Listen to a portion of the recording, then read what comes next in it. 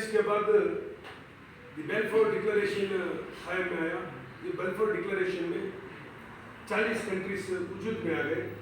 उसके बाद Saudi Arabia का जो किंग है उन्हें कायम हो गया। उन्हें कायम होने के बाद फर्स्ट काम करे जिन्हें भी गद्दार सऊदी जो फैमिली इन्होंने गद्दार है इस्लाम में। इन्होंने क्या करे एक इस्लामिक कॉन्फ्रेंस बोला है कहाँ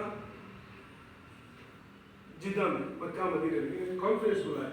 उसमें हमारे जो आइडियल ही मौलाना मोहम्मद अली जौहर कायम होको जाको आवाज़ नहीं उठाए तो वो धोखा दिया कौम को करके, कौम को बहुत बड़ा धोखा दिया तो इसीलिए इनकी जो जुरात है इनकी जो हिम्मत है इसीलिए मुस्लिम कौंसिल ऑफ आसम ने मोहम्मद अली जौहर को हमारा आइकॉन बना के इस वक्त। तो ये अमीर ये मक्का जो शरीफ मक्का था हुसैन बिन अली जो हाशमी इन लोग कांजा को कब्जा करने बैठे अल अक्सा में। कब्जा करने के बाद इनके 3 बेटे थे। तो अंग्रेज उनको तसल्ली देने के लिए बोले तुम्हारे बाबा को खलीफा को बोले को फिरौनों को कहना हमें अंग्रेजों का करती एकले को सीरिया दे डालती, एकले को इराक दे डालती, 3 बेटे थे, और एकले को जॉर्डन दे डालती। तुम्हें खलीफा को बोला उनको अच्छा नहीं दिख रहा तुम्हारे मुझसे तुम्हें गद्दार करके बोले नहीं सऊदी मक्का मदीना वो तो अल सऊद को लेना है ऑलरेडी। तुम्हें भी जल्दी आ गया तो पुनः भी क्या है कहती ले डाल देंगे तो हूँ कर को बोल को 3 बेटा को क्या हो गया एक इराक एक सीरिया और एक जॉर्डन दिए।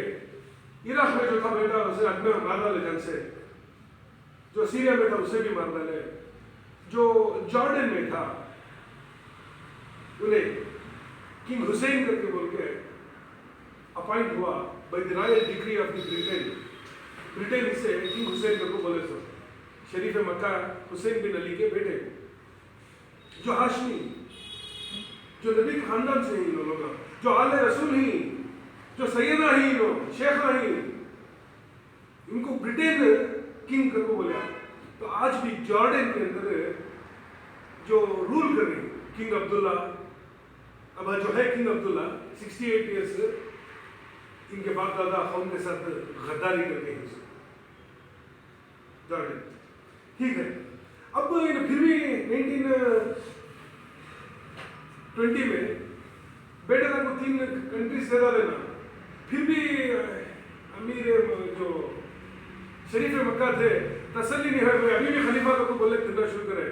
इनके वास्ते 2 जने बैयत कर लिए थे कौन नहीं करके बोले तो एक इनका खुद बेटा जो जॉर्डन में बैठा है किंग हुसैन उन्हें और एक अमीन हुसैन साहब कौन ब्रिटिश अगेन इनको मुफ्ती आजम फलस्तीन का तो लखब दिया सर्टिफिकेट दिए थे ब्रिटिशर्स मुफ्ती आजम फलस्तीन इन्होंने इनके हाथ में बैयत कर लेते इसीलिए इनको क्या करते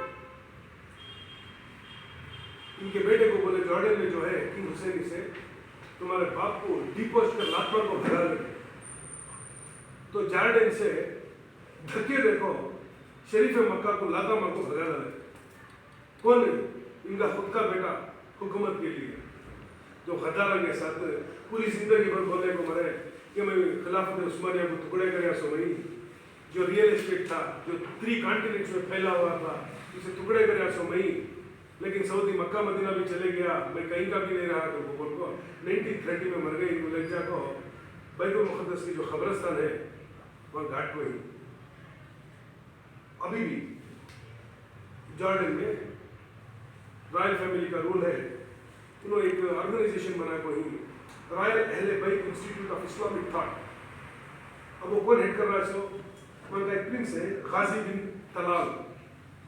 इन्होंने मस्जिद अक्सा के ऊपर जॉर्डन में मस्जिद अक्सा में नहीं है फलस्तीन में है इजराइल में है लेकिन ट्रीटी ऑफ बाल्फोर डिक्लेरेशन के अंदर इजराइल को कायम करना करके बोल को ब्रिटिश गवर्नमेंट डिक्लेयर करी the treaty of Balfour government British government in 1917 announced the establishment and supporting of the Jewish state in Palestine।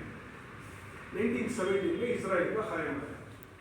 तो हमारा हथियार आएगा जो शूद्र में अति शूद्र है, जो नरेंद्र मोदी है, इन्हें prime minister of Israel Benjamin Netanyahu को जो जाको मिला, जाको बहुत सीना तन को बोला कि भाई हमें क्या करें, सिख रेजिमेंट जो थी इंडिया की, उन्होंने अरबों को मार को फलस्तीनियन को मार के हमारी जो ब्रिटिश इंडिया, जो गुलाम इंडिया है, वो फौज जाके सिख रेजिमेंट को भेज को हमें मराए थे। सो इसीलिए हमारा इंडिया का सिख रेजिमेंट, इंडिया का बहुत बड़ा हाथ है इजरायली स्टेट्स एस्टेब्लिशमेंट पे करके बहुत बड़ा सीना तन को बोले आएंगे। तो ये सिखों को जो लेको अरबों को मराए थे, यानी जो इंडियन गवर्नमेंट, जो ब्रिटिश गवर्नमेंट, अब ये इंडिया गवर्नमेंट जो हिंदू राष्ट्र बनाने निकले हैं, इन्हों ये सिखों को गोल्डन टेम्पल में घुस को मार को इनकी टेम्पल को सब बेहुरमती करने के बाद अब सिखों को एहसास हुआ जो सिख मिलिट्री रेजिमेंट है रिवॉर्ड हो गई थी इंडिया की गवर्नमेंट के खिलाफ, उनको पूरे को माफी करे। अब इंडिया के सिखों को एहसास हुआ हमने बहुत बड़े बेदर्दी के साथ बड़े पैमाने पे मुसलमानों के खिलाफ इस्तेमाल हो गई हमें करके, अब उन्हें चालाक हो गई जरा सिखा, जैसा हमें मार खा पड़ी थी वैसा।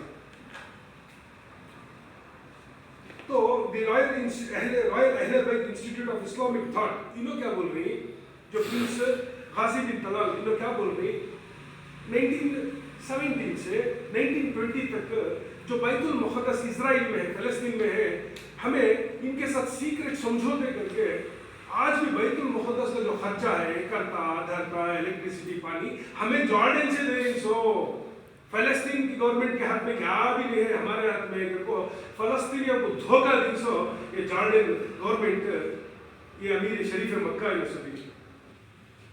तो अब ये प्रॉब्लम क्या हो रहा है रियल एस्टेट का,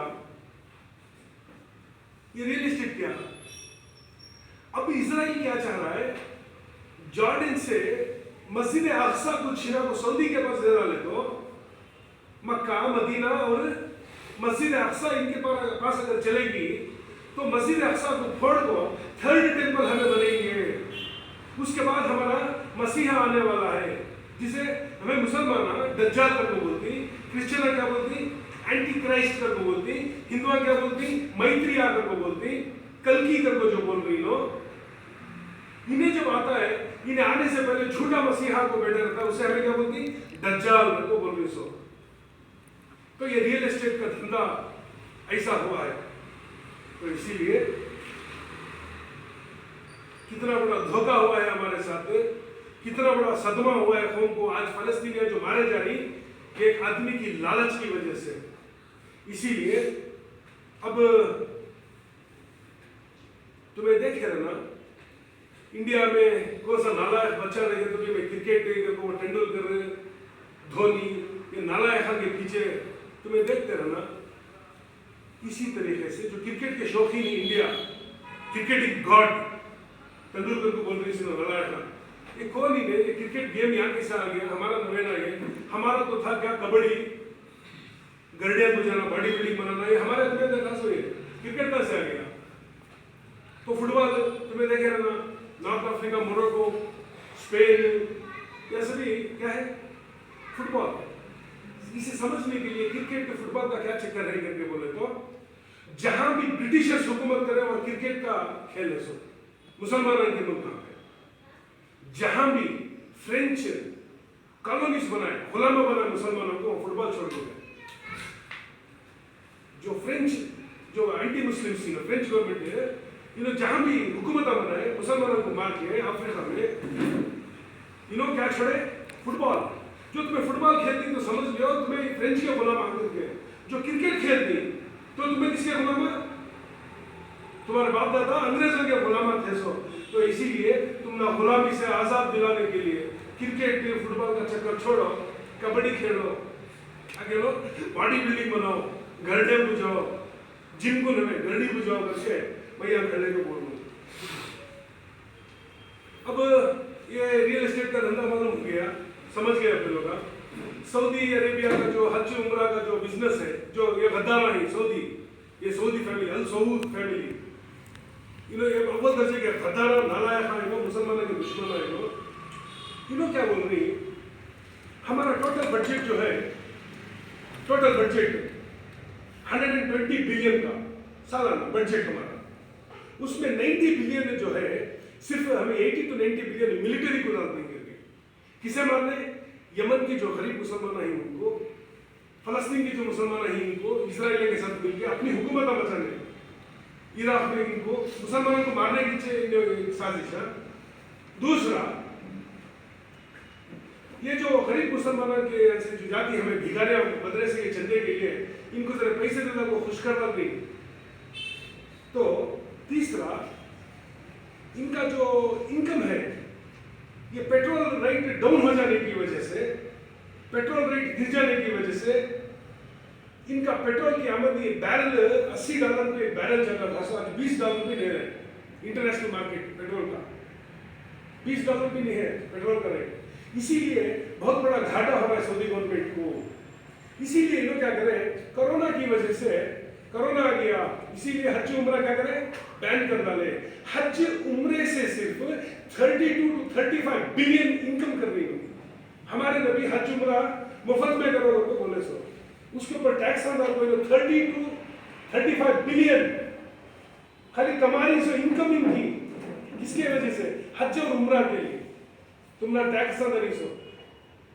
दूसरा, पेट्रोल का तुम्हें रेटा गिरनी इनके पास नहीं है, तो अब क्या करना? आदमी दंगे उठ जाते, रिवोल्ट होती, इसीलिए क्या करना, टैक्सेस डाले। वो टैक्सेस काम नहीं करे, फिर भी खर्चा इनके इतने शौका ऐसे ही इनके, अय्याशा ऐसे ही इनके, तो इसीलिए ये लोग क्या करें, वैट ट्रिपल टैक्स कर डाले। जो ट्रिपल टैक्स कर डाले तो सऊदी का पैसा जो है पैसे में डूबने लगे, वहां अपने नौकरियां छोड़ने पे मजबूर हो गए। इसी तरीके से जो दुबई में बुर्ज खलीफा एक जो बिल्डिंग बनाए हैं, वो अरब टैग करके बोलते हैं, बहुत बड़ी कंपनी, दुनिया की 10 टॉप कंपनी में से एक कंपनी आती है। उनका जो एसेट्स है $22 बिलियन है एसेट्स उनकी जो उन्होंने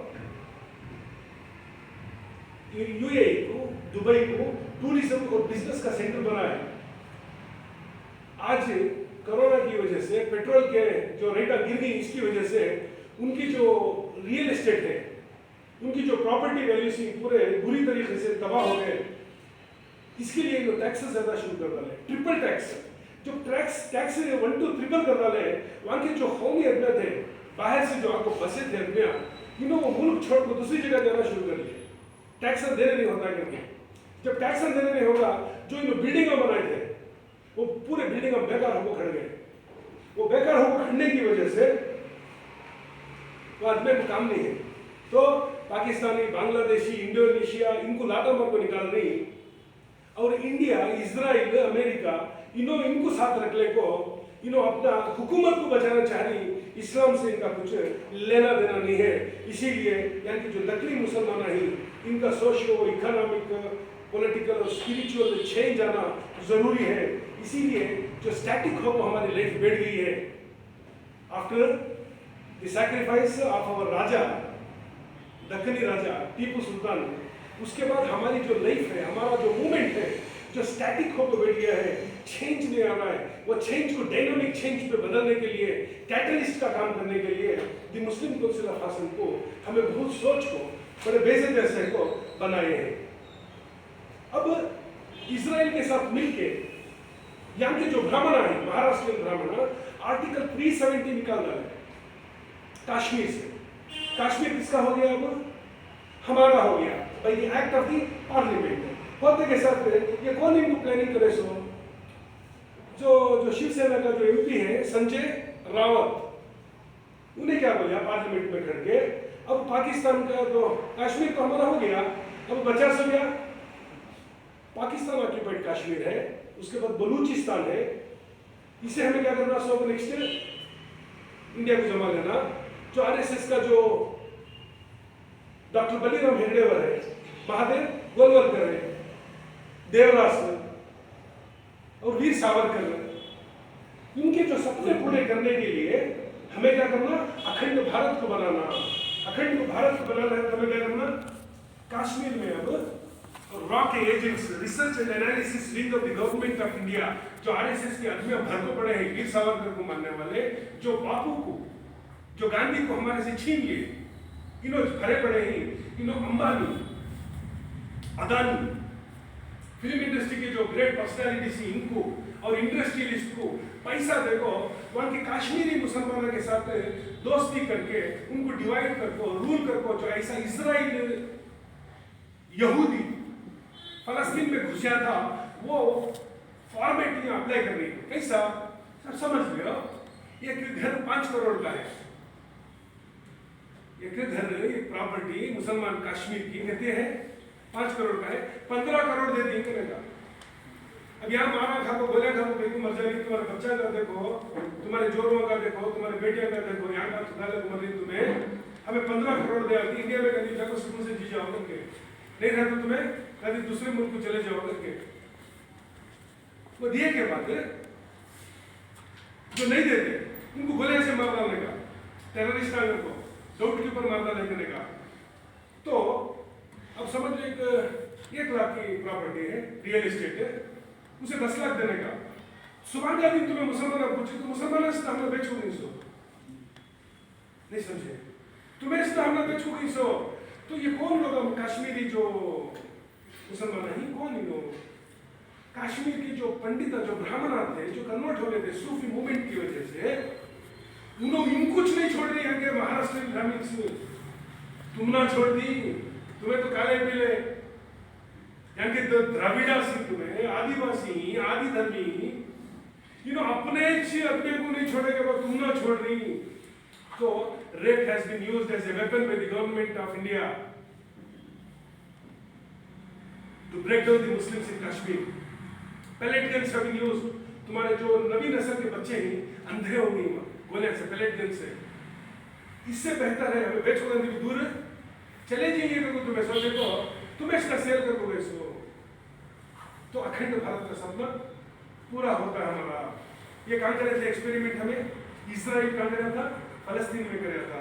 वो एक्सपेरिमेंट हमें कहाँ करनी है, वो फलस्तीन और कश्मीर में करनी है। तो इसीलिए तुम्हारा socio economic, political, spiritual change आना जरूरी है। जो शरीफ मक्का जो धोखा देके गया था तुमने, उसके बाद जो सऊद फैमिली, अल सऊद, ये सब जो धोखा दिए हैं तुमने, इनके नाम पर बच्चा को रखने को गिर हमारा दुनिया। इसीलिए ये जो रियल एस्टेट 3 कॉन्टिनेंट्स में फैला हुआ था, इसे टुकड़े टुकड़े करके डाल दिए। लेकिन मेरा सवाल वो नहीं है, मेरा सवाल ये है कि यहाँ के जो मुसलमान हैं, ये जो हमें काले पीले जो मुसलमान हैं, हमारी हालत तो कोई देख नहीं रही। इसीलिए किसी के ऊपर भरोसा करे बगैर,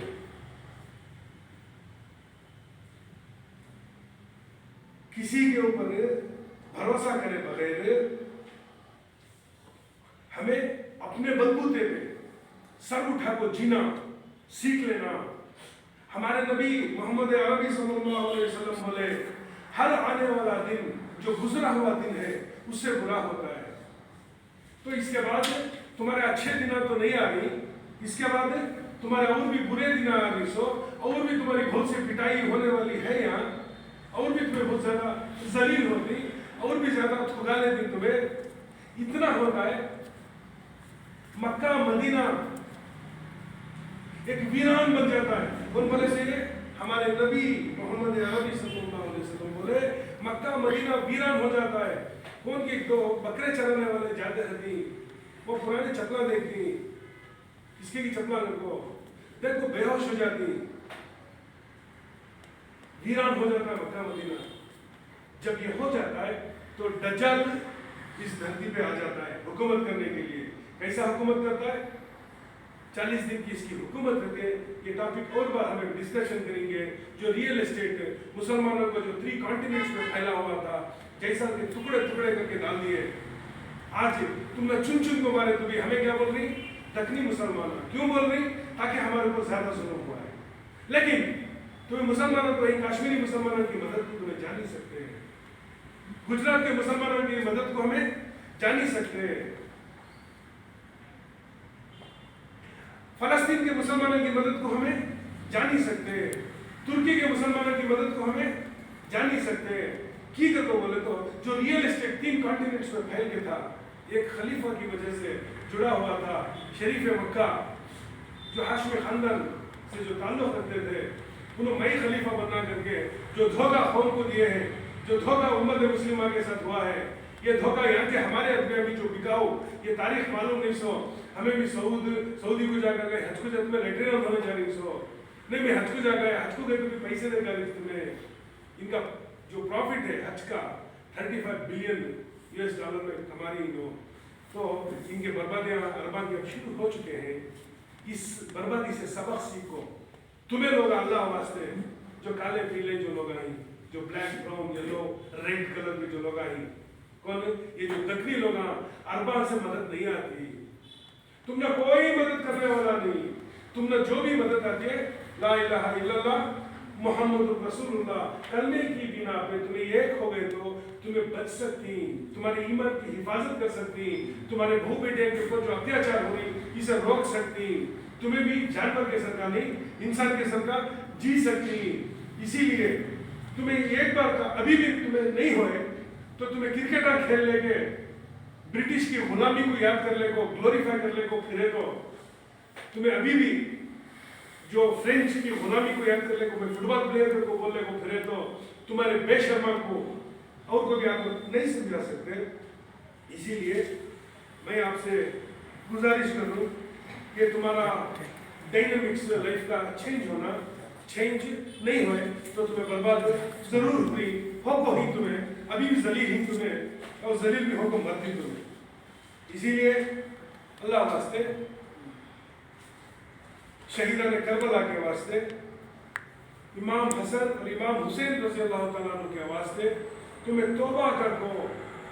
नहीं हमारे बाबा खबर से आप तुम्हें नसीहत करके कौन भी नसीहत नहीं करते, तुम्हें जो भी करना है हमें तुम्हें जिबिल को नसीहत कर को, राय मशवरा कर ले को, जिंदगी गुजारना हमारे बच्चों के साथ, यहाँ की धरती के साथ, इस मिट्टी के बने हुए लोग हमें, इसी मिट्टी से हमें मोहब्बत करना सो, इस मिट्टी के ऊपर गुंडियों को हथियारों को हुक्मराना हर किस नहीं बनाना, जो इज्जतदार आदमी हैं, जो पाक आदमी हैं उनको हुक्मराना बनेंगे, हमारा भी कौम को हमारे भी समाज को आगे बढ़ेंगे। कौन की बोले मुझे MLA बनना है, MP बनना, कॉर्पोरेटर बनना, कैबिनेट मिनिस्टर बनना, हमारा मकसद ये नहीं है। हमारा मकसद ये है हमारे मूवमेंट को आगे बढ़ा के हमारे जो दक्षिणी मुसलमान हैं उनको भी एक इज्जत से जिंदगी जी सके, ये जिंदगी दे सकेंगे करके बोल के हमें ये मूवमेंट को चला रही। अब मेरे भाई की बच्ची उसका